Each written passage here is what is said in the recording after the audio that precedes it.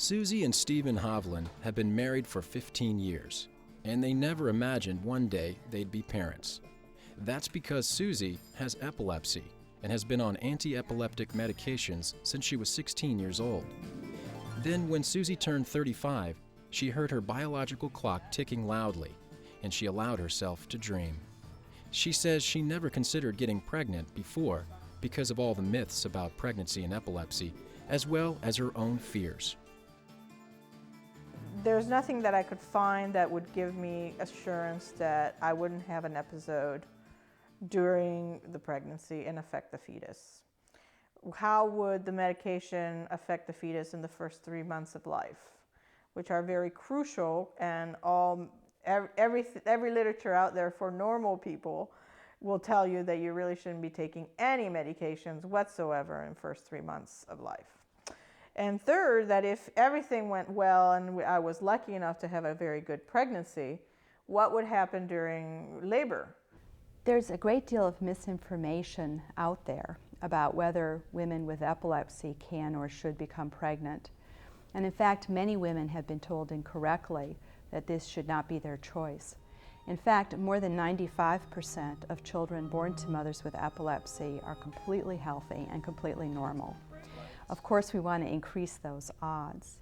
And that means that women must be aware of the relative risk of each anti-epileptic drug in terms of the child's outcome, both physically and developmentally.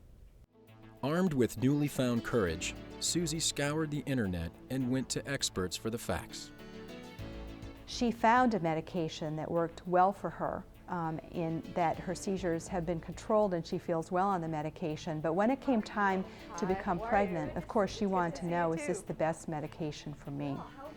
She asked all the right questions. She got information by going on the Epilepsy Foundation website, and she made sure that she was educated as well.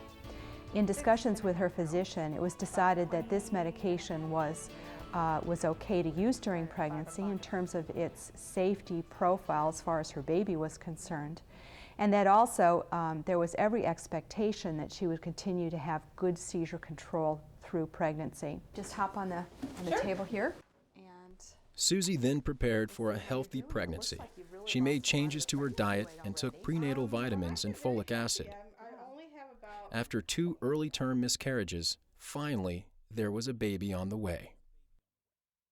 And she was followed very closely by her physician to check her blood levels, because Susie, like many women, found that as she went further in her pregnancy, her metabolism increased and she required higher dosages of her medication just to maintain her regular blood level.